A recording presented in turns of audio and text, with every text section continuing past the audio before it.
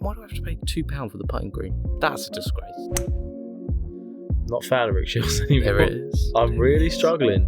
Hot take. I unsubscribed recently. Did you? Yeah. No one unsubscribes to Rick Shields. Unsubscribed. Hit some golf balls. Had a good range session, not gonna lie. What were you working on? Keeping my drive straight, basically. Mm-hmm. And working out some of my yards, just my wedge game a little bit.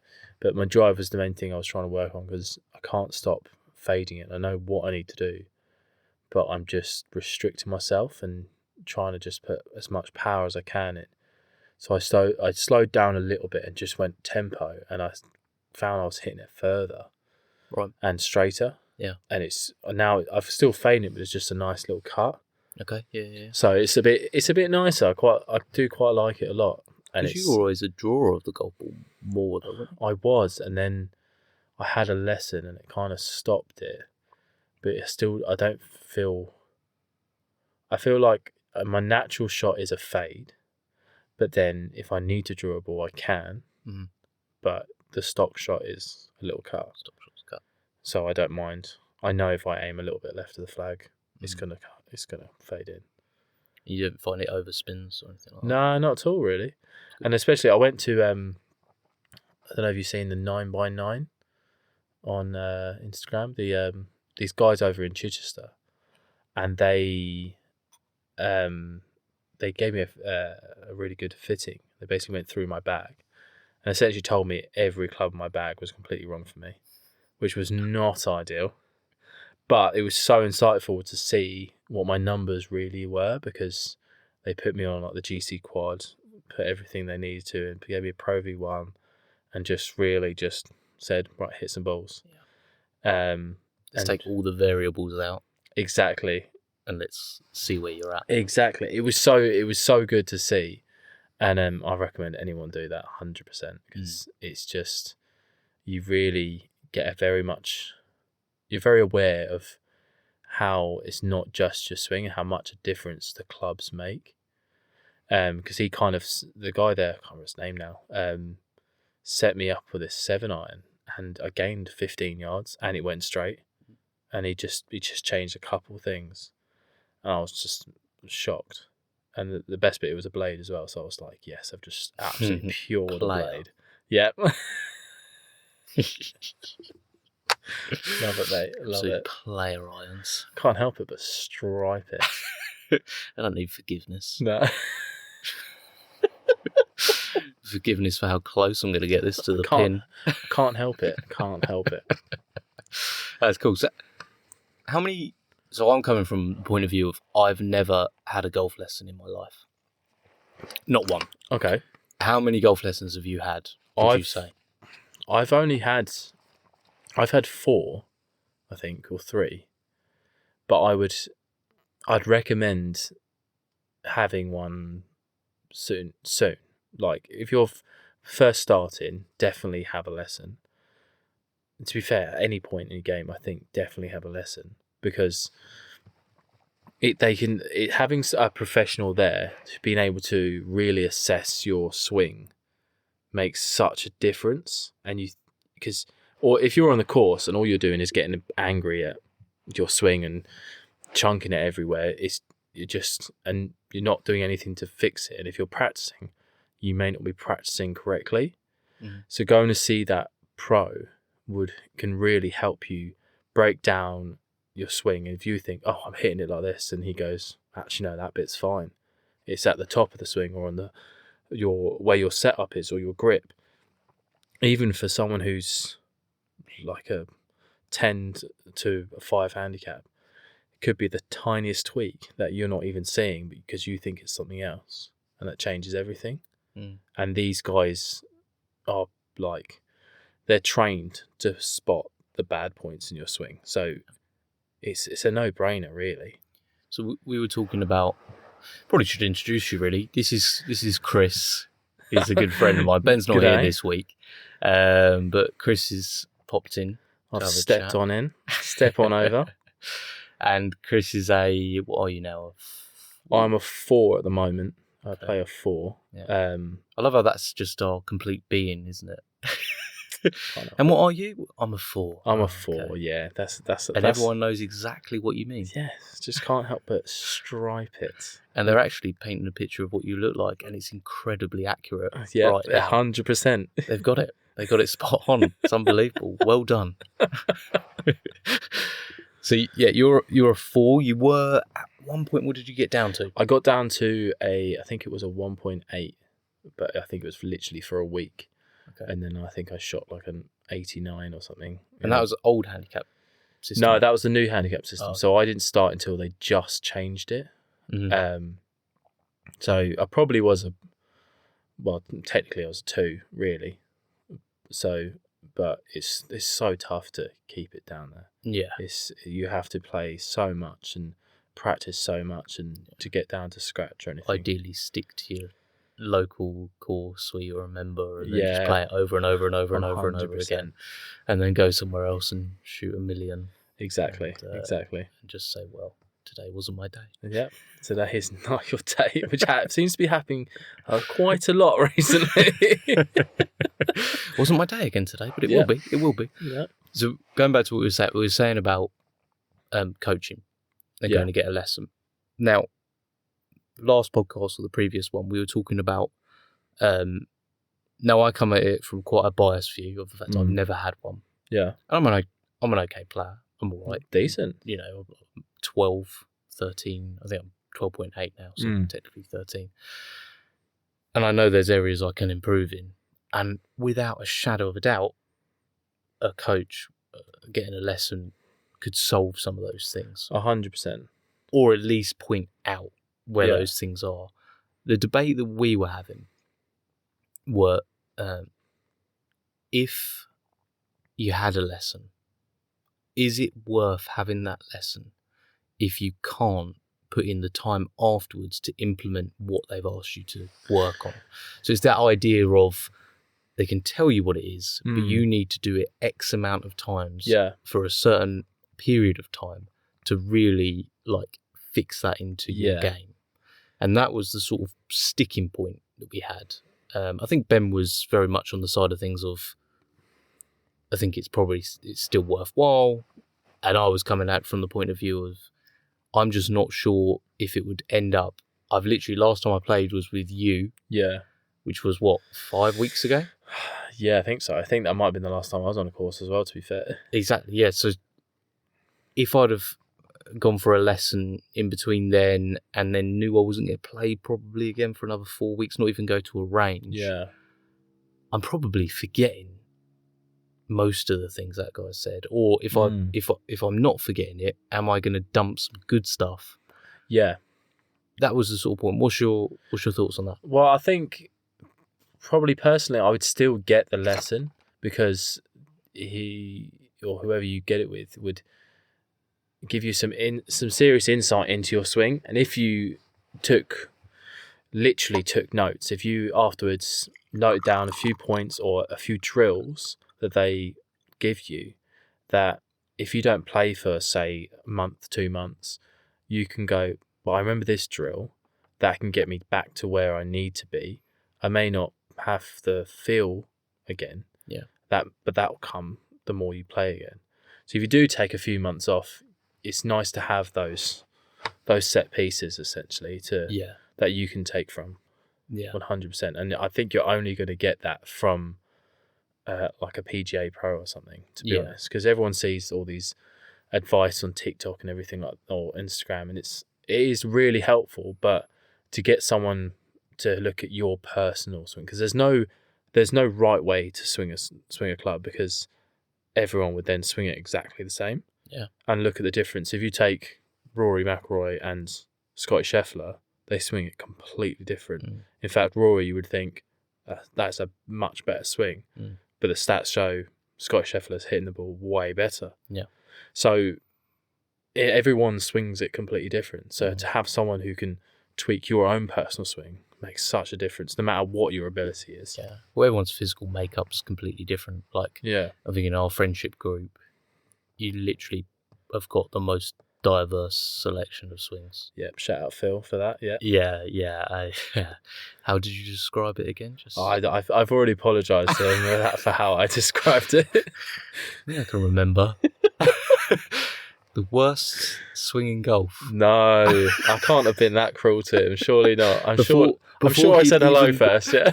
Before he'd even swung a golf club, which was the whole thing. I don't mean it, Phil. I promise. But talking of him, he shot a 76 round horn the other day, That's fantastic. which is a par 69, which I did point out.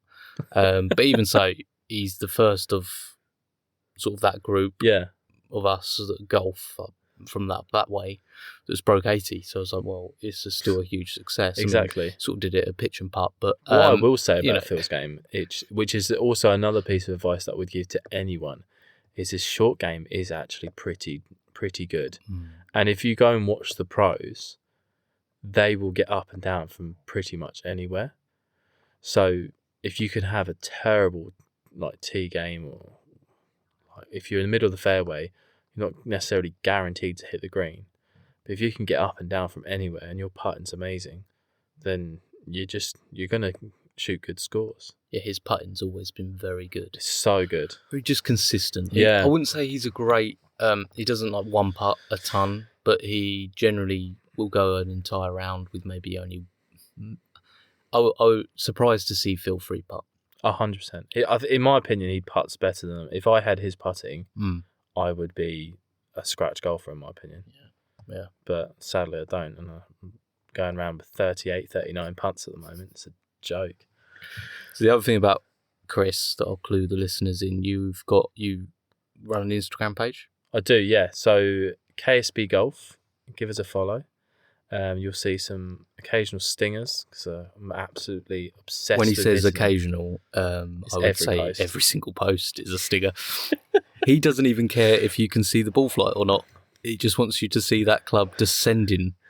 Yeah, basically. I like to tee it up with the tiniest head. Yeah. And just send an absolute stinger. And yeah, I don't care if you can't see. I like it, so that's what matters. Exactly. And I think on the stinger point of view as well, it just reminded me of a thing that I really despise in golf. Go on. Not stingers. To say, are you about to unfollow me then? Because that seems to be the only thing I can do. This is it. This is where I tell you I want nothing to do with KSP Golf anymore. You brought me all the way here just to tell me that. Thank you so much. Yeah, you can leave. The door's there. It's really close. We're in a very small booth. So you were at the range. Which range do you generally go to? So there's a range not too far away from me called Russington Golf Centre, and it's got a little 9-hole outside it, but it's not always in like the best conditions, because we live down the south coast of England, and the weather in England is always fantastic, to be honest. So this time of year is quite swampy in most places. Other than Seaford Head? And Seaford Head seems to be absolutely prime at the moment. As much as I drove past it today, stormed Dara, doesn't care, mate. Seaford Head, just no worries. Can't help it. We just crack on. It is a cracking course. As much as I diss it, it is a great course. I actually have a lot of fun there as well.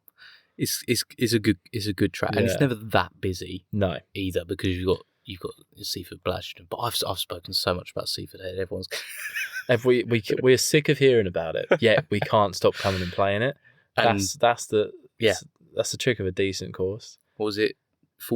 47 out of the top 100 courses so, yeah. under £40. It was a very niche category. It was, but I feel like it's a very important category for those who are trying to save the penny but still want to play some golf. Yeah, 100% recommend that course. Oh, 100. Yeah, I'm actually very keen on doing a sort of mini series through the podcast. Oh, 100% of trying to get around as many of those courses that are on that list as possible. I'll avoid Hollandbury. Yeah.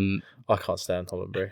Which is just, what would you say, just outside of Brighton, technically? Yes, basically just, was it in Brighton, technically? I suppose, yeah. It's right on the A27. Yeah, I'd say so. But it's It's any not a time top of the year, 100. it's just, it's not fun. It's just, it would maybe be fun to a +3 handicap, maybe, but even then it would be too short for them, so they probably wouldn't find it that fun. They get bored quite quickly. Yeah. But for anyone 2 handicap above, it's just not enjoyable. Make sure you pack tons of golf balls because it's incredibly narrow with all year round knee length rough. It's punishing, and it's not. Even if you hit the centre of the fairway, you think, "Oh, great." And also, you've got bad memories there as well, because I believe I came back from sort of 4 down, 5 down, going into the back 9, and me and Matt beat you. So yeah, that was a tough scene. That was a tough scene. Little doubles match play. I did have a partner who was very new to golf at the time. Who, if we had that rematch, now I think you find that we would absolutely destroy you both. I believe. Well, Louis, I think we're going to have that rematch. Well, Louis is absolutely striping at the moment, so beware. Yeah. Beware. Also manages to find all his balls no matter where they go on the golf course. There is that. There is that. There is that. He hit it into what can only be described as Jurassic Park when he last played, and he found it right at the edge. If it was Jurassic Park, he found it at the gates. He found it, yeah, to be fair. Which was very impressive. But no, I think we should run that back. 100%. I'm happy to. In spring or something. Speaking of Matt, my word, mate, the power that he's got, and he holds the club cross-handed, yet absolutely mashes the ball. Yeah, so maybe everyone's got sort of someone like that.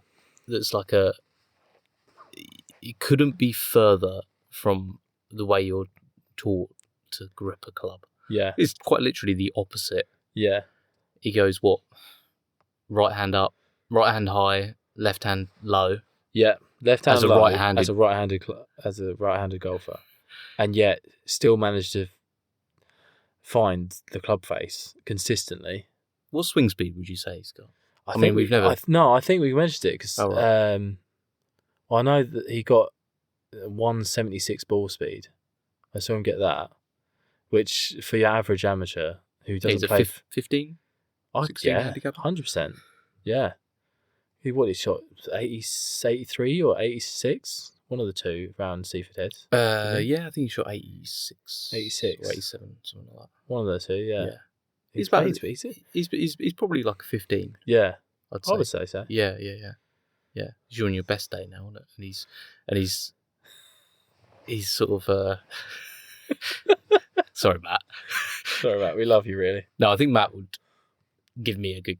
He'd give me a good game any day. I think he'd be good in match play. Yeah. If he can get into your head, he will beat you. He's a good player. And everyone's probably got that guy who's just. And I've said to him, try the other way around. He just won't do it. But I don't think he should ever, to be honest. Now he's stuck with it so long that I've given up telling him. Yeah, and he seems to be getting better with it. So the thing I dislike is it's in your videos.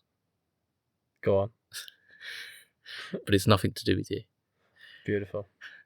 The automatic tees at driving ranges. I do dislike it, but I don't want to step outside because one, there's no light at that range outside. Yeah. And also it's cold. I don't blame you. Listen. This isn't. We all have imperfections. This isn't a slight on you, and I've used them, and I will use them again. But I find that my practice just gets thrown by them. 100%. I do agree with that, and I feel the same with castle tees as well. I don't like castle tees. You feel like your practice gets thrown by them. Yeah, I don't like it at all. There's certain things. It sounds strange, but there's certain things that I really struggle with, and I hate hitting off mats. Mm-hmm. But this time of year, we don't really have a choice. A grass range is luxury. Yeah. Even in Seaford. Mm-hmm. But I have one of those too. Got full grass range. Not actually at Seaford Head, but like 3-minute drive down the road. So everything at your fingertips. Travel Seaford. Get the Seaford Council on board for the podcast. This episode was brought to you by Seaford Council. I love playing golf.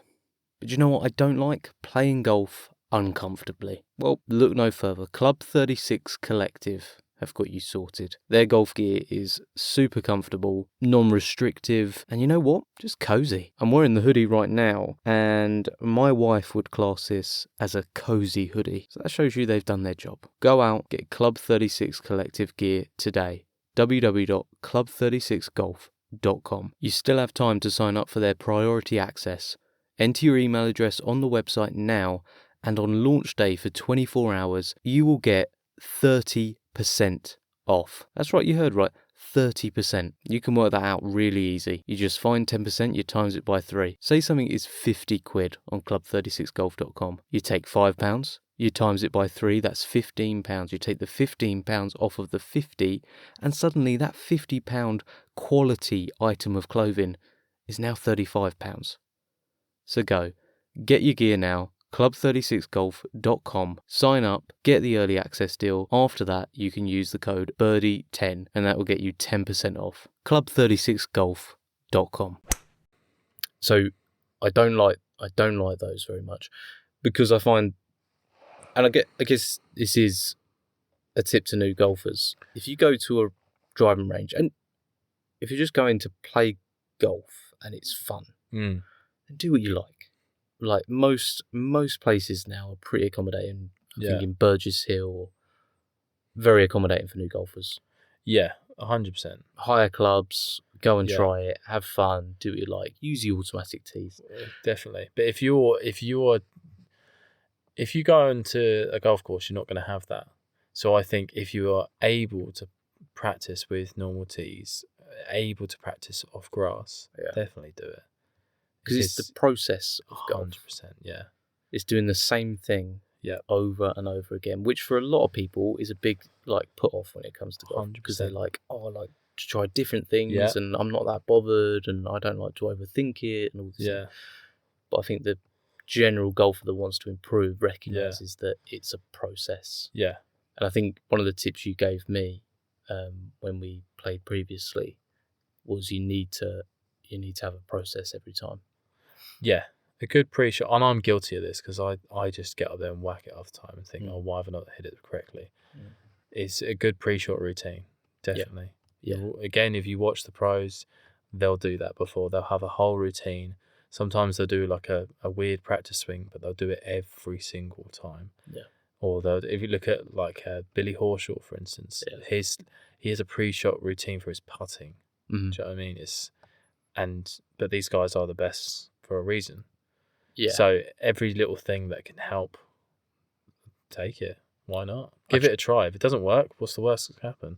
I tried the Billy Horschel putting. Yeah, I remember you did. I remember seeing you do that. And it was just after he won, and I was like, you thought that's the look for me. I'm like, it can't be. You can't get better than that. Of course, you putt, you step in, but you don't change.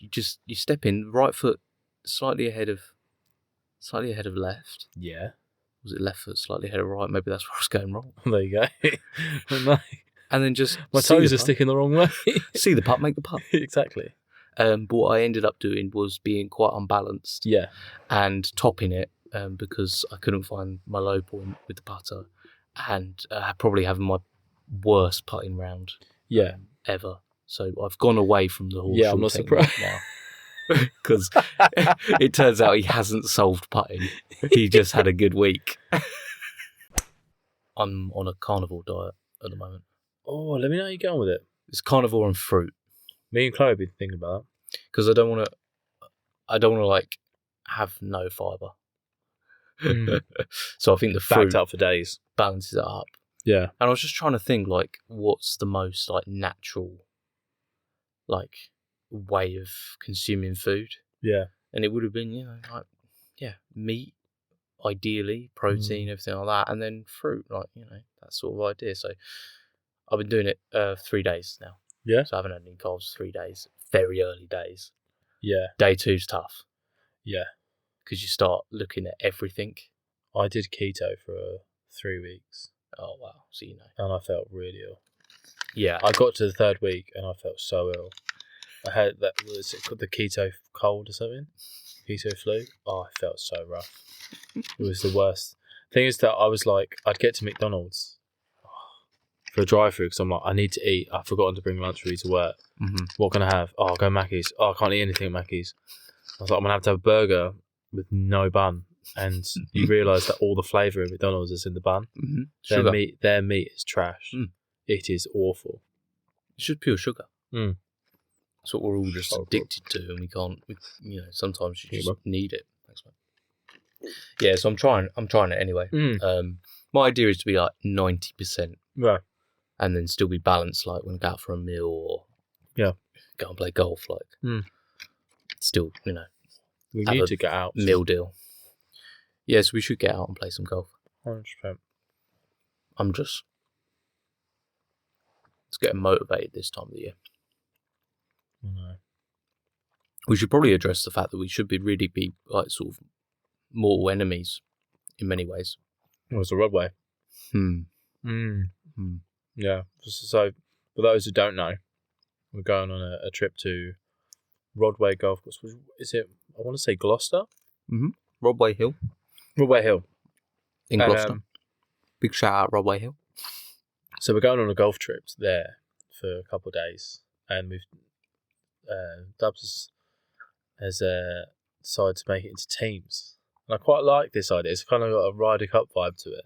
So a team Tiger and team Bears. Wow, I forgot my own team. Your team Nicholas actually, but Nicholas, but we still stick to the Bears. Team Bears. And we are both team captains. We are. It's an inaugural year. Yeah. And the rival is real. Yeah, the rival is real. And, going to Gloucester isn't exactly the most it's like going to Augusta, I'm sure. I wonder what they'll be running at those greens. Surely a 6. I think so. I think they will. It could be a 3. Yeah, there you go. Sure, there's no green. It's just fairway. And it's just a flag in the middle of the fairway. Just temporary greens. It could be foot golf by the time we go. Oh. But don't get me started. But no, it's going to be fun. Oh yeah, it's going to be a lot of fun. We've got. I was thinking about this the other day. I think I'll organise the Saturday meal. Yeah.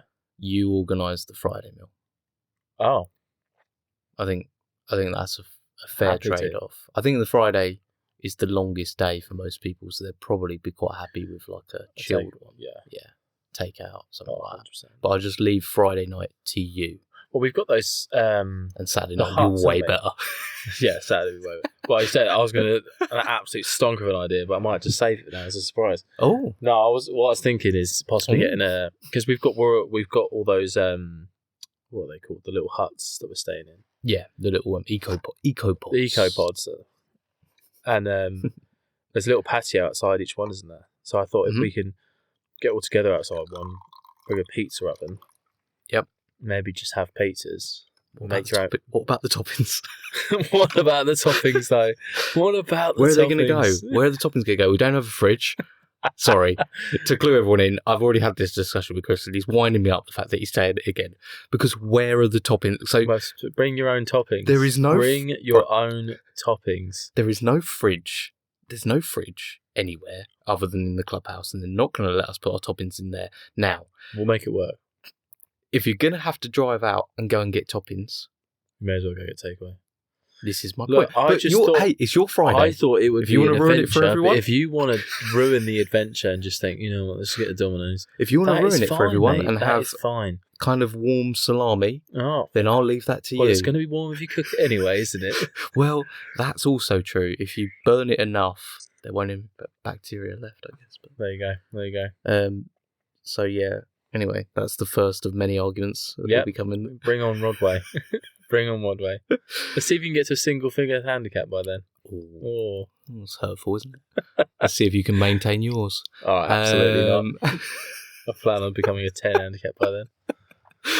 How can we get worse at golf? That's what I want to know. What tips can we give to make sure that we make our handicap go? How can we really get bad at golf? How can you really get bad at golf?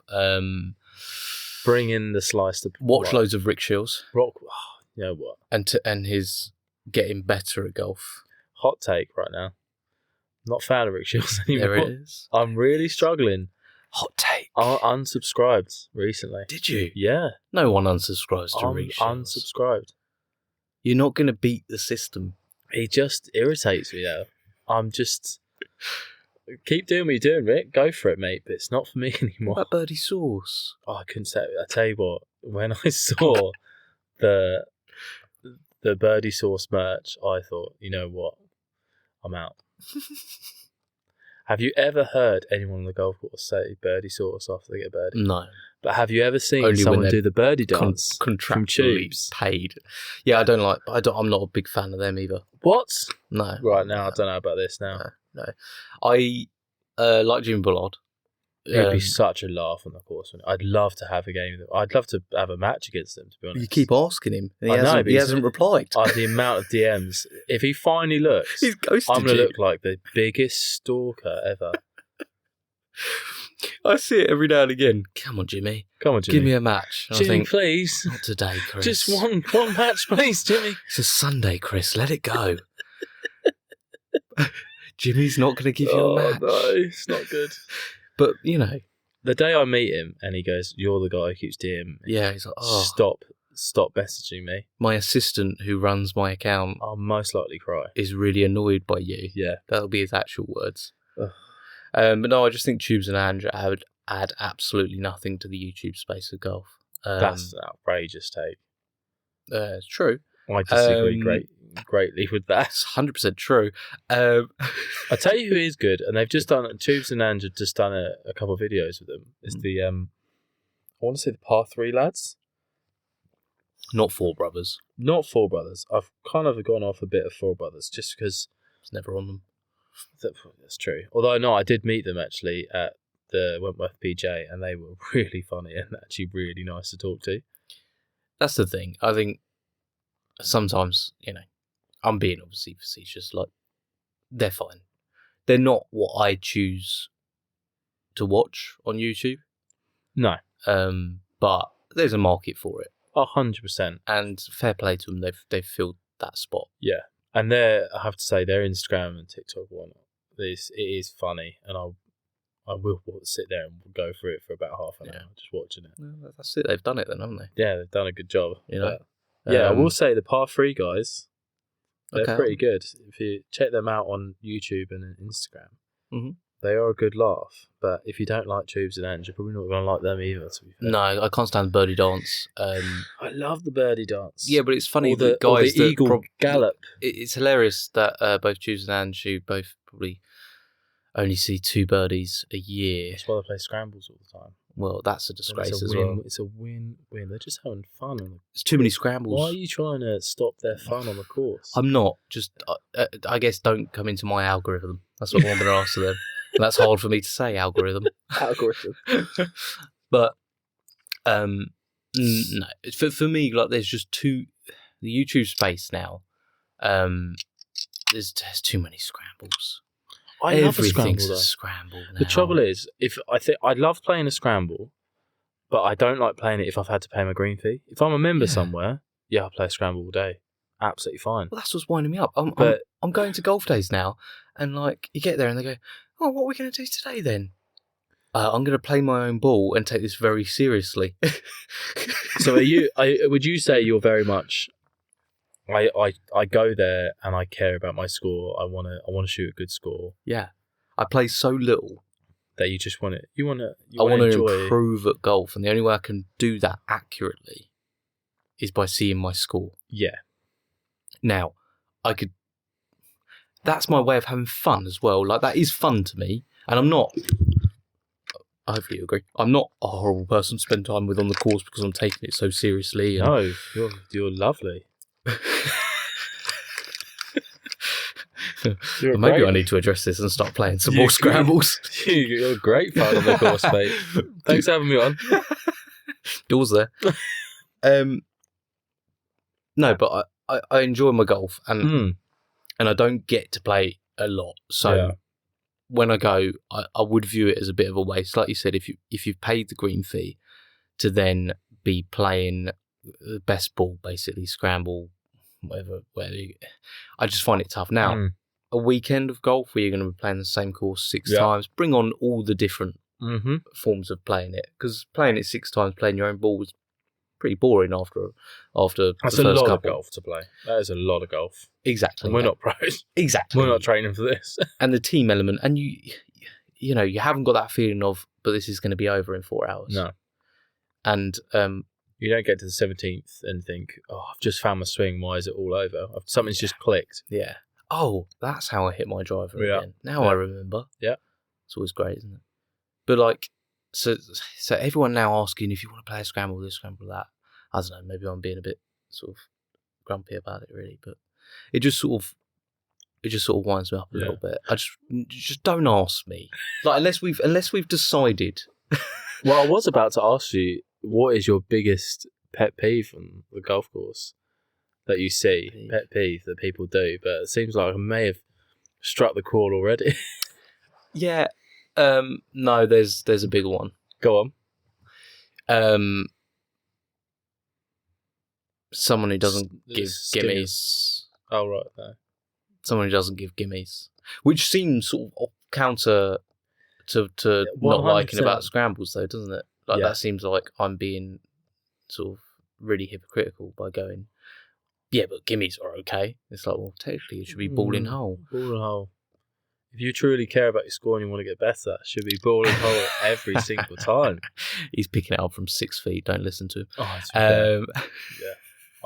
I will say, if you catch me on a generous day, you could be in a bunker. I'm giving it to you. I don't care. Yeah. I look for those days. Those days are ideal.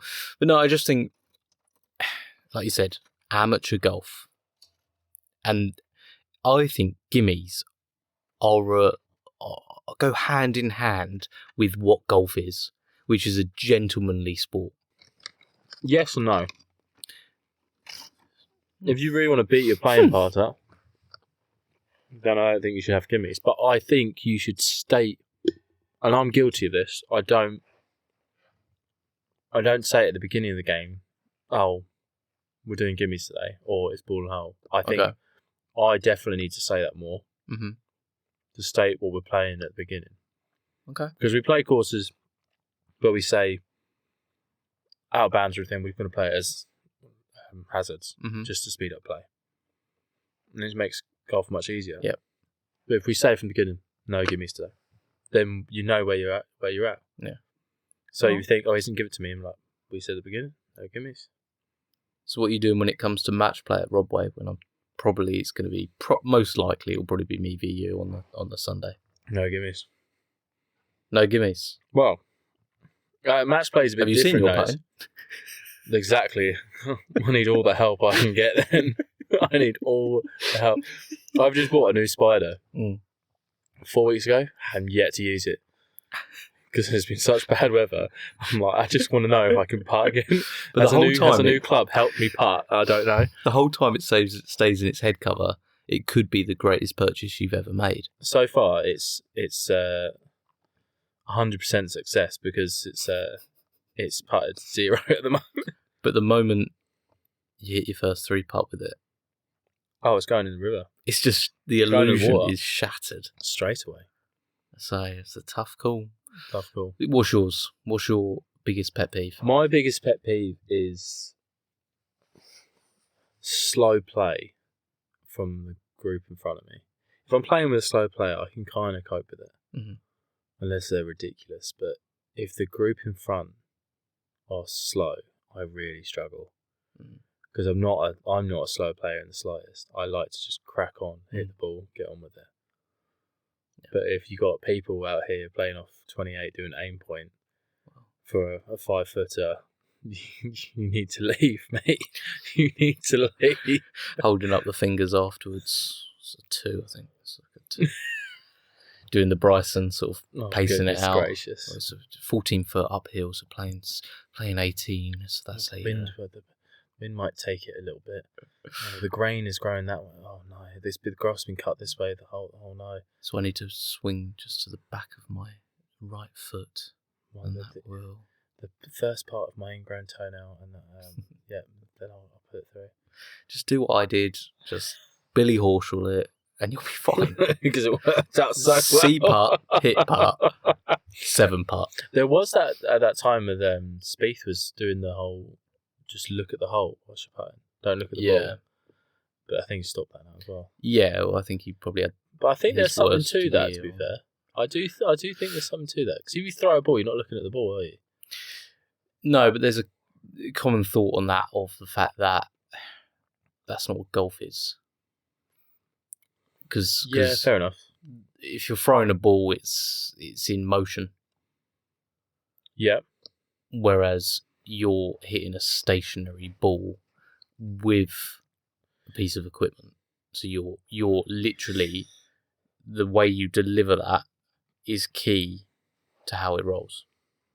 Fair enough. That would be like, I would view it in almost the same way as swinging without looking at the ball for like a full shot. Which we've tried and it didn't get on. So well. I just don't see how that can. I think on short putts, like inside of 3 foot, yeah, might be something. I tried it myself a few times, and I think there's something to it, but I was always a little bit worried about it the entire time. Whereas at least if you know you've made the contact, kind of center of the putter as much as best you can, at least you can walk away going, well, I hit the putt. Yeah, I wanted to hit. Whereas, but the moment you kind of hit that putt and you're not looking at the ball, I don't know. I mean, Spieth stopped it, hasn't he? Or is he still doing it? I think he stopped it, to be honest. Yeah, of course he has. It's a stupid idea. It was a stupid idea. But I mean, I did try it. I'm not gonna lie. The second I saw it, I was like, I'm gonna try that as well. Yeah. I think I've tried everything with putting.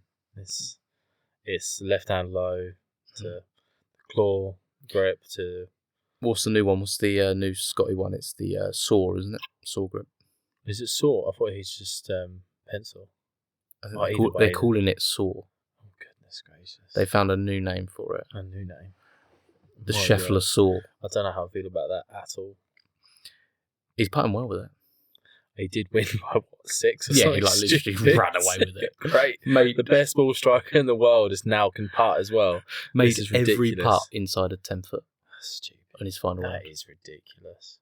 14 for 14, I think it was. He is a joke. Because in there, the PGA Tour's made a whole documentary out of this season. They're comparing it to like one of Tiger's best seasons, which is not. It's nowhere near. It's absolutely nowhere near. You can't. The trouble is, even if somebody had one season comparable with a Tiger season, you still can't compare him to Tiger. No, because he done it. For years? 8. I mean, how many times did he repeat like an insane season? Wasn't it like 5 times? But do you think anyone will not just? I don't want to say be as good as Tiger because I don't think anyone else will. But do you think anyone will win the 4 majors in a row like he did? Because at one point he had all 4 majors, didn't he? And didn't he only just miss out on winning the year Grand Slam? Yeah. Didn't he come? I think so. Yeah. But do you think if anyone's going to do it, who do you reckon would do it? So, I mean, Scotty's the obvious guy because he turns up at every tournament at the moment. I mean, if we're talking right now, obviously we don't know what's the future of golf right now. Really, do we? You got some players in there. I think Sahith Theegala's going to be a problem. Oh yeah, because he seems to have the good mindset with it as well. And there's Ludwig. I think Ludwig's a problem. He's going to be a problem. I think coming Ryder Cup as well. I think he's going to be a problem as well. Huge problem. And I think he's got that sort of attitude as well. I mean, you've already seen him at majors. I think it was the last day of the Masters. He only played his first majors this year, which is insane because he was pretty close in all of them. He was in college last year. The Open he didn't do well, but I'm pretty sure all the ones over in Masters the US he did pretty well. I think US Open I think he did well. Yeah, and I'm pretty sure he did decent at the PGA as well. But I think so. I want to say he did. At least maybe top 10 or something. I mean, ridiculous.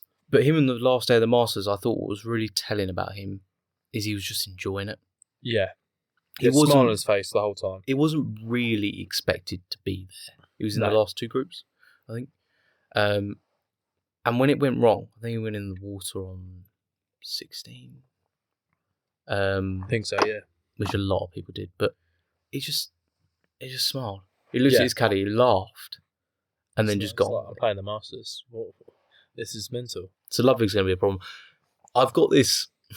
This is such a it's a stupid answer, really, because we all desperately want it. I think if Rory wins the Masters, it would be so good. I would say Rory will then be a problem in every other major after that. I think the Masters is his hurdle. He needs to go over. Yeah, it's his Achilles heel, because he's so desperate to win it, and he's good enough to do it. Yeah, because they do say it's a drawer's golf course as well. Yeah. Yet Rory's the perfect person for that, and yet to win it, he's come runner up so many times. So I feel like with Rory, if he won the Masters next year, I could see him win them all, going on a tear. Yeah, just take the whole lot. And Which, he could do. But then, if Scotty wasn't there, if Xander Schauffele wasn't there, then I think he's done it. But there's always someone who potentially can be better. That's golf. But now you've got also Bryson's just stepped up as well now. Bryson steps up. Brooks is always an issue. He's every single major. 100%. All he cares about. Yeah. So, who is that?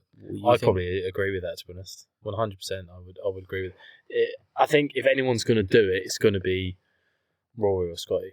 Yeah, because then you look at Scotty last year. If it wasn't for the fact that at the PGA he was arrested. Yeah, although he wasn't really around that much at the US Open. Oh yeah, what's the new schedule now? Is it you go Masters, PGA, US Open, or the other way around? Yes, what I mean is like the PGA. So he won the Masters. PGA, he was like a shot back, and then he shot, what was it, 67 after being arrested? That was mental. He was doing his stretches in his jail cell.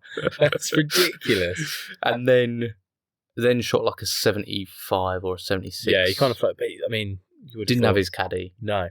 For that Saturday. You got to think his caddy's got the best job in the world right now, hasn't he? Just has to turn up and he's getting paid. Is it Ted Scott? Ted Scott. Did you see he came like in the top 20 on the PGA Tour money list last season? That's ridiculous. Without hitting a single ball. That's ridiculous. It's just unreal. Best job in golf at just the moment. Be Scotty's caddy. Just hand the guy clubs. 100%. It's like, what club do you want? Yeah, that's fine. That's going to end up about 5 foot from the hole. Great. This is a difficult job. No, I'm sure he does great. But yeah, I would say that. So you've played with the caddy before, haven't you? So yeah, I got the opportunity to play with the caddy, and I would say this to anyone: if you get the chance to do it, because it will drop some serious, like the amount of shots it will help you with. Yeah, it's amazing.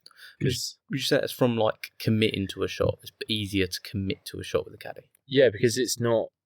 It takes the decision almost out of your hands. If they go, right, aim there, hit this club, or hit this number, aim there, then if you pull it off and it doesn't work, you're like, well, that's your fault. Mm-hmm. Or if you don't pull it off, you're like, well, I didn't do what he said. Mm-hmm. So it's, okay, next shot. And it takes the mental side out of it as well. It massively helps that. And then with reading putts, and if the caddy really knows the course, they're going to know every break in the greens, every corner that you could cut. If you are okay and you know your numbers, then a caddy makes such a difference. Yeah. I reckon on average a caddy would drop 6 to 10 shots. Okay, so that's great, but realistically, most of the people listening to this podcast are not going to have a caddy. No. So what would you transfer? What skills did you learn by having a caddy that you would transfer? Taking account in wind. Wind is massive, even if it's only a little breeze, or how hot it is that day, how cold it is that day. The ball's not really travelling very far if it's cold, or if it's wet. It's going to be like the club's going to feel slippy. Take into account what the ball's going to do in the air. That's massive. It's like a huge thing, I would say. Almost over exaggerate. in your mind? Yeah, I would say over-exaggerate in your mind, because what it comes out as won't be what you thought it was. Yeah, that makes sense. That makes sense. Anything else from a caddy you'd add in? I would say, if you how you react to a shot. If you just had a go at yourself straight away, would you say that to your mate if they hit a bad shot? Or if your mate said that to you after you hit a bad shot, you would be thinking, "What? Why are you talking to me like that? So why do we talk to ourselves like that?" Yeah. And I think that's massive, because having that caddy, I'd hit a bad shot and he'd go, "Great shot. It's all right. We'll get up and down from there." Yeah. Or as, "Okay, we've got a little bit longer in, but you'll make that." It's positive talk. Just positive talk. And having someone there is great, but if you can't have that, obviously, and majority of the times we can't, we don't have some. And sometimes we go out by ourselves. But having that positive and getting to that routine of being positive to ourselves is massive. Yeah. It will save you shots, 100%. And you hit a bad shot, to say, "Okay, right, on to the next shot. We've got ourselves into something. Let's get out of it. Let's do it." It's one thing I've put into my game over the past. Got the Sahara in your throat. That's one thing that I've put into my game over the past sort of, I don't know, 3-4 months. Yeah. Is not looking at a collective scorecard. Yeah, that's massive.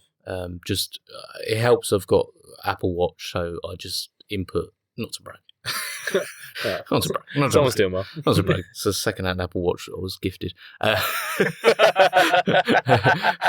and I don't pay for the premium features on Hole 19 either. Who does? Who does? But Hole 19, if you want to sponsor the podcast, please get in touch. I will say, quick side quest there. Hole 19, best app out there, in my opinion. 100% the best app. I've used it for years, and it's never lets me down. And can I speak my truth? Go for it. I do pay the $9.99. On a monthly recurring basis. Currently have cancelled it. But that's not because I don't value you, Hole 19. I value you so much.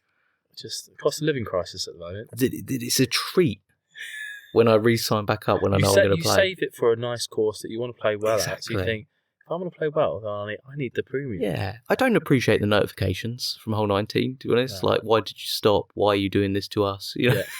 I did put an email account that I know I'd never check, just on purpose, just to make sure I don't One see number those. wrong on the mobile number. Yeah, the classics. Yeah.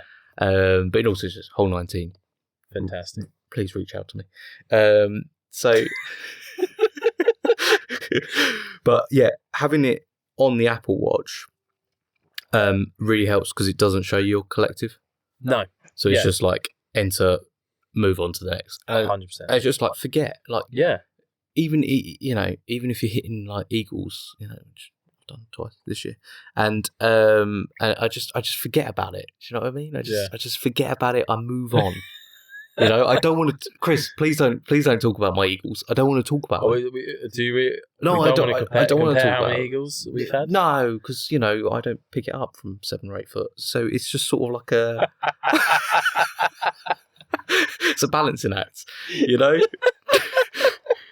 No, go on. Give me a year in review. Go on. What's your year in review? I only had 5. Only had 6. 5. One of the... Even at all the pitch and putts. Look, Burgess Hill is a fantastic course. Thank you very much. Don't like that course. I love it. I think doing pitch putts are the best practice for your wedge game. 100%. Yeah, I think that's fair. If you're just aiming at flags, just go for it. Yeah. Take a rangefinder. You'll look like an idiot at some pitch and putt. Yeah. You will. Yeah. That's confirmed. Confirmed. Yep. I did have people staring at me. Yep. Well, I turned down in full golf gear.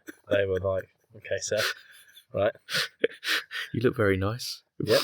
You're like, "Yes, I do." Yeah, why have you brought a driver with you? Strong winds today. You got a yardage book, just out of interest? Yeah. No. No caddies today. Oh, right. Okay. Yeah. Nice. There's a practice area. Yeah. No driver edge? No. Oh, right. Okay, thanks. Why do I have to pay £2 for the putting green? That's a disgrace. Yeah.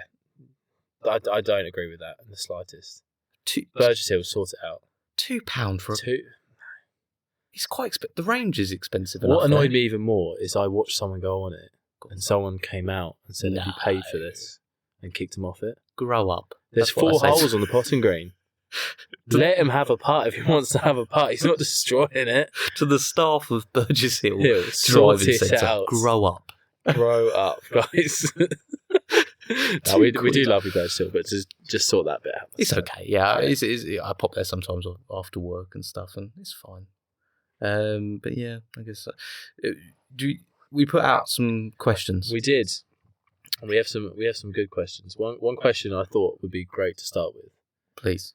Was who is your favourite crooner? Ooh. And there's a few around in Sussex. Let me Google. What should I Google? Southeast crooner. I would say so. East crooner for hire. Well, yeah, I guess. Here you go.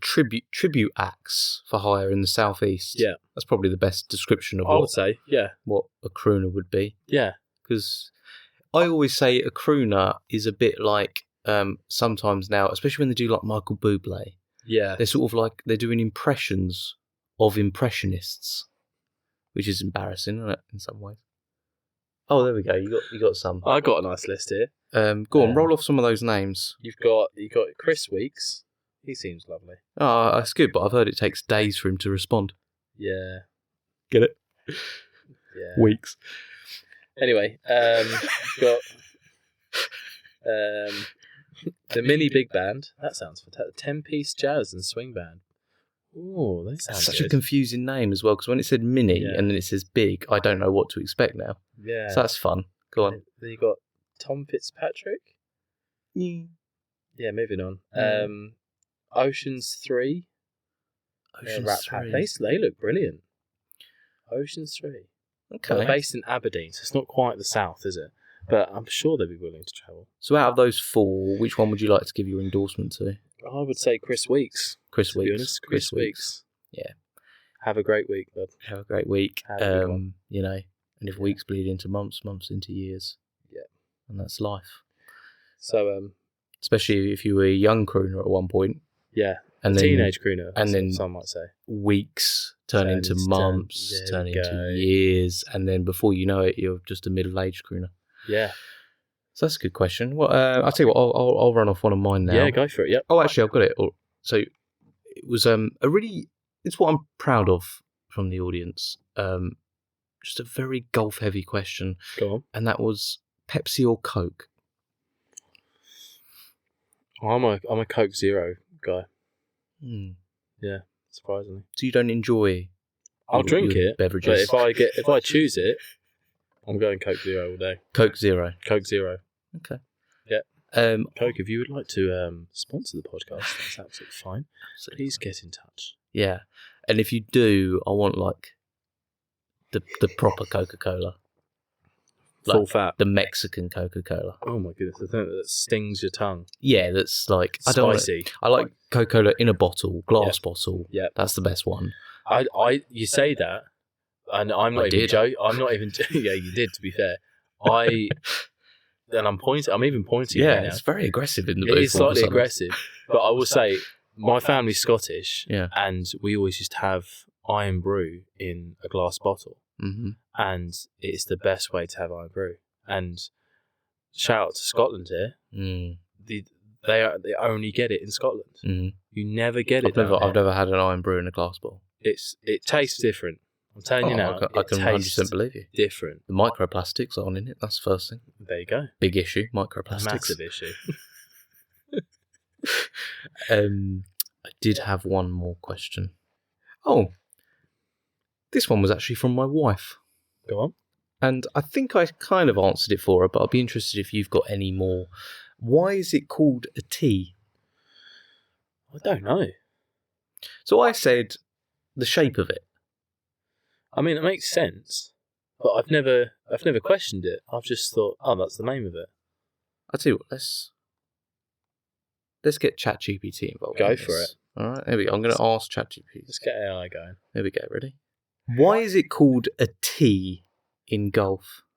It's called a tee in golf because the word originally referred to a small mound of sand used to elevate the ball for a clean shot.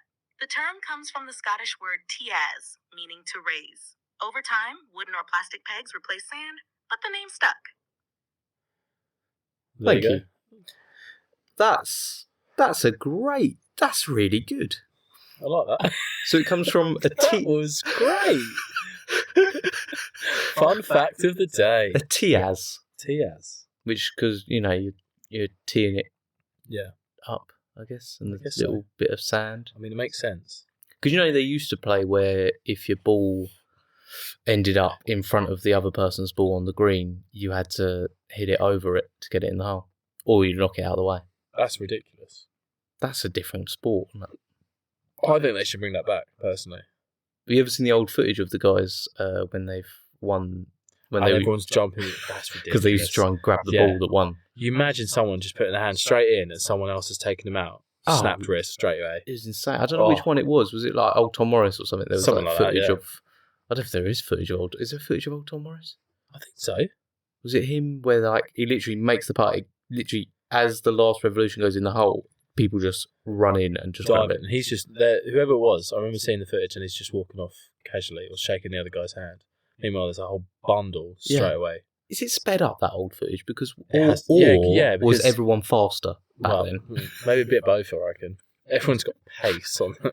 Some serious pace. It's like zero overweight people back then. Just like, whoa, just so fast. All they did was run after that. So. It's amazing. Incredible. Go on, what's your... I've got a question from Unicorn Golf. Hi, Unicorn Golf. Hi, Unicorn Golf. Yeah. Is it necessary to change a person's grip for them to reach scratch from a low single figure handicap? So I'm guessing from this that Unicorn Golf has got a strange grip. And I'm guessing so. And their friendship group, very much like what we're doing with Matt, have gone, you need to change that if you want to get better. Yeah. But if they're a low single digit, what are we saying, 4? We're saying a 4? They must. If they're trying to get to scratch, they've got to be, I'm guessing, 4 or 5 and below. Yeah. They have to be. If they're aiming for scratch. Yeah. Then I would, as we spoke at the beginning, I would seek out a PGA Pro's opinion on that. Mm. That would be my advice. Mm. Just because if you've got a grip and you've managed to get down to that level with a grip, then I don't think your grip is the issue there.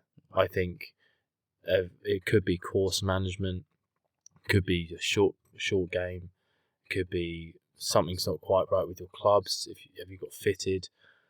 Because having a fitting alone can drop your shots. Having a course management lesson, that will drop you some shots. Yeah. Your putting could be that. Mm. So I do think grip's probably a last thing if you've got down to that level. Yeah. I would say so. But yeah. Yeah, I would say, what's the name again? Unicorn Golf. Unicorn Golf. Don't listen to your friends who have been like, oh, your grip's weird, that's why you're probably beating them every single weekend. It's okay, Matt. It's fine. I mean, Unicorn Golf, it's fine. You're beating them every single weekend.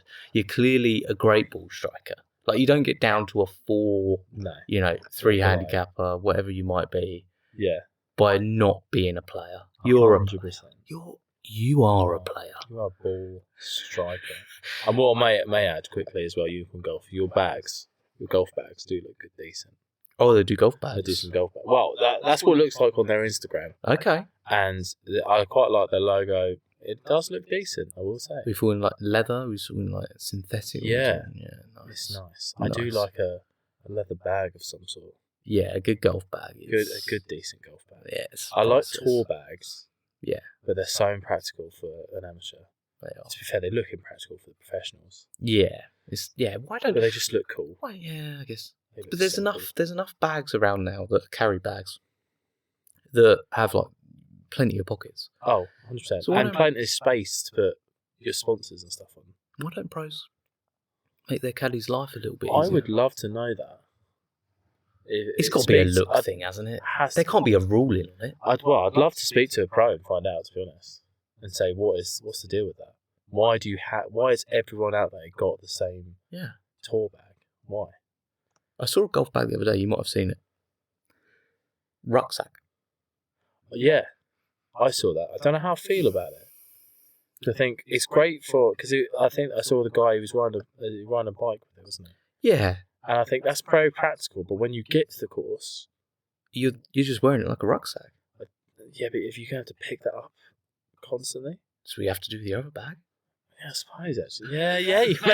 Yeah, fair enough. It's what you have to do with the other bag. Oh. And a rucksack that's tight to you is way less That's what harsh on your back. Yes and no, though. I think the standard carry bag, if you pack it correctly, some people's bag weighs an absolute ton. Yeah. But It's the 35 golf balls that are in there, preparing for the worst. I'm guilty of it myself, to be fair. Long, But it's how you move electric those trolley. golf balls in the bag. You put them in places where it's going to balance itself Yeah, out. there That's you the go. real key. Heck yeah. Don't worry about water. You don't need that. You don't need to hydrate your brain whilst you're playing a sport which involves your What brain. is that nonsense? So yeah. So there you go, unicorn golfer. I think that probably helped you. That's your little shout out. But also, if your grip's like really weird, maybe do change it. Yeah. That's my final bit. And If it looks strange, change it. if it ruins your game, then well, you shouldn't have asked the question. Yeah. You were already questioning yourself, and in many ways, that's embarrassing. But still, thanks for you. Yeah, thanks for your question. Thanks for your question. We really appreciate you reaching out. Thank you so much.